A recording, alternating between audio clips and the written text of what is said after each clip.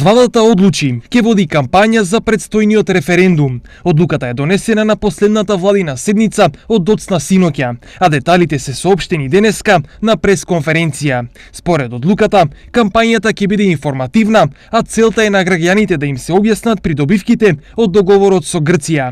Владата ќе се обиде да ги убеди граѓаните дека успешен референдум значи отварање на патот на земјата за членство во НАТО и Европската унија. Во текот на кампањата ќе биде презентиран договорот за името со Грција. За сега нема точни пресметки колку оваа кампања ќе чини. Информациите за средствата ќе се прибираат во наредните денови, пошто ќе се знае колку пари ќе треба и каде истите ќе се распределуваат.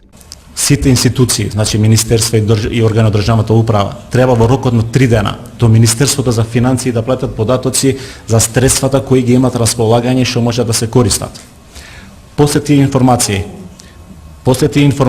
после таа обврска што го имат институциите до Министерство за финансии, владата ќе подготви план и програма за спроведување на целата кампања и од тоа ќе имаме и колку ќе кошта целата кампања. Истовремено сакам да потенцирам дека ќе се земат во предвид сите прописи од законот за референдум.